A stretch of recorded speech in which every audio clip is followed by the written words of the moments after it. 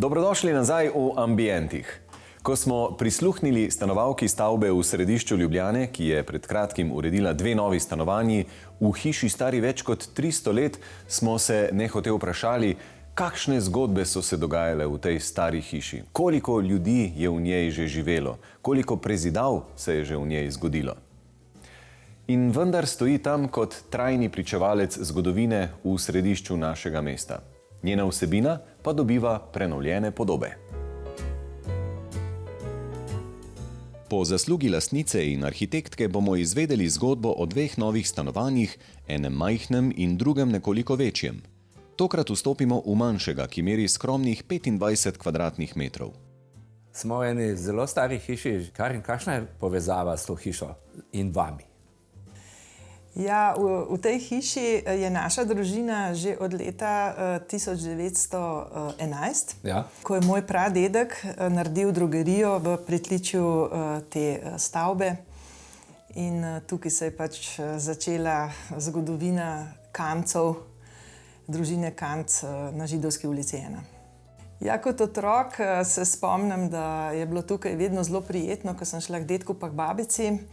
Prav v tej sobi vem, kje so bile skrite sladkarije, tako da vem tudi, kje sta dedek pa babica spala.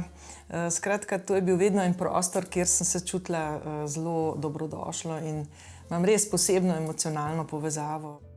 Iz nekdanjega velikega stanovanja, v katerem so bili večinoma prehodni prostori brez vrat, so po predelavi nastali prostori za sodobno bivanje.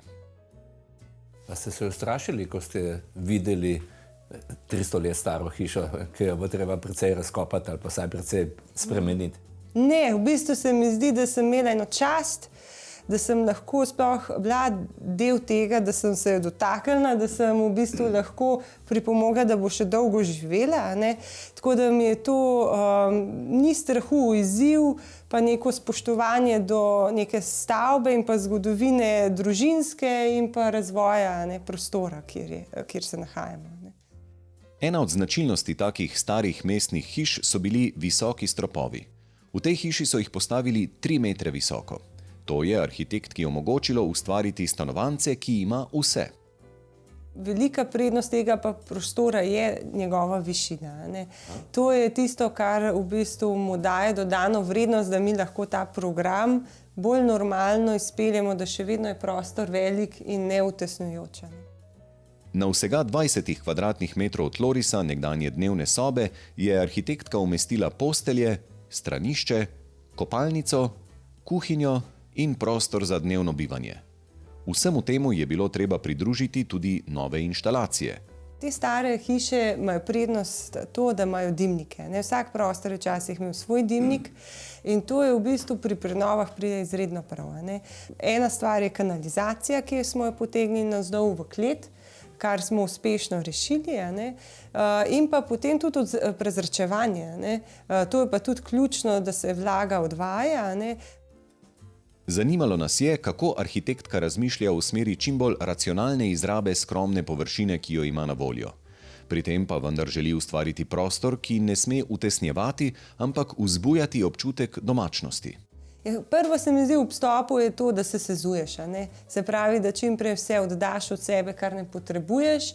Pomembno je, da prostor tudi zadiha. Da tudi če je majhen, da ima neko točko, kjer v bistvu si bolj svoboden, da te nič ne tišči.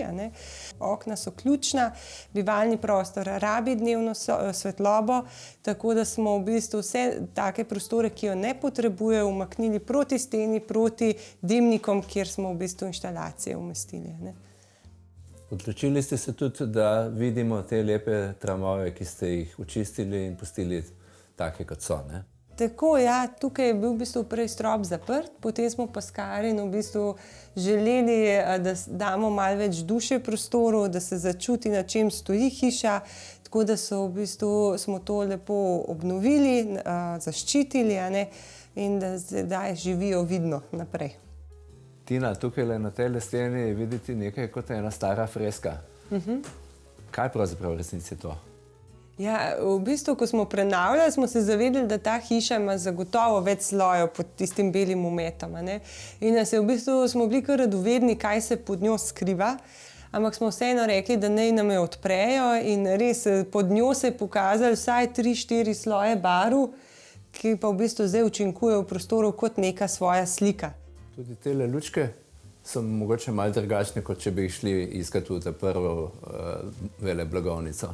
Ja, Karin smo v bistvu, ko smo se lotile razsvetljave, želeli tudi stare luči, ki so jih je podedovala, v bistvu vklopiti, deloma pa tudi smo želeli stare luči, ki bi jih našli na trgu, nekako vključiti, predelati. Ja, moram reči, da verjetno nisem bila vedno taka, ampak z leti, mogoče tudi izkušnjami, starostjo, pa ko si recimo, zdaj sem že, mogoče bom kmalu vzor mojemu vnučku, pa recimo, ko sem vzgajala sina in tako, sem vedno bolj spoznavala, kako imamo pravzaprav preveč odpadkov, preveč je vsega, s čimer pač onesnažujemo naravo. Tudi malo se nagibam k budizmu v tem smislu, da bi bilo čudovito, če za tabo pravzaprav ne bi ostala nobena sled. Da si recimo tako obziren, da za tabo ne bi ostala sled oziroma nobena nepotrebna. Zakaj bi recimo vrgla to čudovito mizo iz masivnega lesa, v katerem so tudi spomini, na smetišče, pa šla morda v neko nizkocenovno nek nakup, ki nima prave duše. Razmišljanje lastnice je vredno posnemanja.